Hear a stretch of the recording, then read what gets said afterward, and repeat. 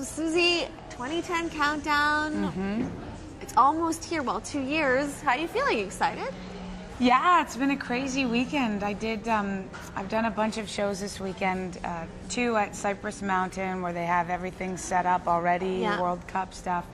And I gotta say, everything that I've been doing, a few events and then this, you can already feel the spirit of 2010. Absolutely. And, you know, a taste of the spirit of what's to come here, and it's so exciting. And for you, you're performing at this countdown event 2010. What are your feelings? I mean, how did it feel to be asked?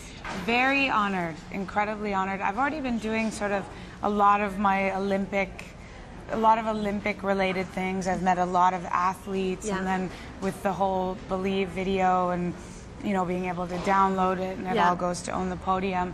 I'm very familiar with the feel of the Olympics for the past, you know, half a year now. But this is where it's really gonna, you know, kickstart, and then next year even more so. Yeah. And with this bill, the artists on this bill, I'm completely honored. Now, you mentioned Believe. I know that you arranged a special version of Believe for the Olympics. Yeah, actually that was arranged by a composer who's conducting here tonight, David Pierce.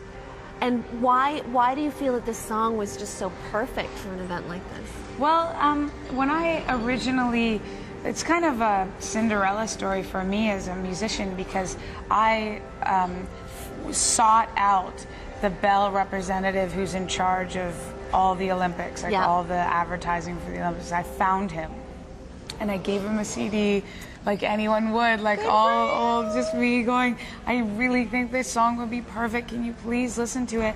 And he totally did. It's a total fairy tale story, and he loved it, and he gave it to Dave, and Dave rearranged it with the symphony. We recorded it in our nation's capital with the NAC orchestra. I mean, it was just like dream come true after dream come true after dream come true. That's so inspirational. Yeah, and that's the whole idea, like as cliche as it might sound, that's the whole idea behind the song. And so I think that it's already got its Olympic legs. You know, it's not the official Olympic song. I hope and dream that it gets chosen. I would love that. But right now it's serving to raise money for our athletes and, you know, hype up the country a little bit, which is also what this is all about tonight. Now, talk about those proceeds. Tell us about Own the Podium. Sure. It's an organization that existed before, but since the Olympics are coming to Canada, the whole world is going to be watching Canada. And what a better way to celebrate how great our country is than to have athletes at the top of that podium winning golds. So they put a lot more of initiative and some money, you know, through sponsors and so on, into Own the Podium. And Bell is a huge supporter. Own the Podium is the program that basically gives the athletes everything they need to train. Their coaching, their facilities, their supplies. Without Own the Podium, it would be very hard for them, because they don't need to be worrying about that and like leaving their day job at McDonald's to go train. They need to focus. So proceeds at bell.ca/believe. You download the song, all of it goes to Own the Podium. Now, speaking of the athletes, I mean, obviously the Olympics are about the events and the athletes. So, you know, do you watch the Olympics? Are you an Olympic watcher? I do, yeah. The Olympics for me have always been sort of like the family coming together. When I was a kid watching figure skating, it's a very warm feeling, because it's a time where the country, our country and the world comes together in a peaceful way. And everyone, you know, you leave behind race and culture, and we're just people. And I feel like, you know, sport obviously does that through the Olympic, but so does music. So I feel like the two are very similar and tie in very well. Did you ever dream of like competing in the Olympics? No. No, I've never been. I mean, I've always been a performer. I was on teams and stuff, but I've been more like acting and dancing and singing and stuff. So when I've been meeting these athletes, and they keep saying to me, I don't know how you do what I do, and I keep saying to them, I don't know how you do what you do, because to me, athletes are as close as you can get to being a superhero, in my opinion. Now, talk to us about what you think this is going to do for Vancouver. The Olympics? Oh, I think it's going to be huge. You know, I went to a lunch where there were like you know, the politicians and all the Olympic Committee and everyone was there yesterday. And they were talking about how there's only, I mean, 2 years feels like a long way away, Yeah. but it's not. No. When you're organizing $1 billion, you know, world event, there's a lot that needs to happen. So, you know, I think that this city is world class. It's facilities and, you know, nature-wise, it's one of the most beautiful in the world, definitely North America. So I feel like it's just going to be able to shine like it already does. Yeah. Now, we're only two years away, as you said. It's going to go by so quickly. Do you hope that you'll be invited back for the opening ceremonies? I Is do, that in the back definitely. of your mind? I was saying yesterday, I'm going to help carry the torch across Canada. I'm going to be like, wait. But definitely, it's a dream come true. Mark my words, I'm putting it out there that I'll be involved.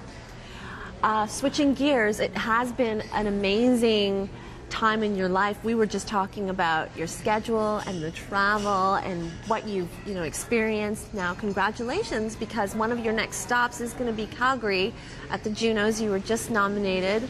How did that feel? It felt great. It's always really nice to get recognition for all your hard work, and a lot of times it goes unnoticed.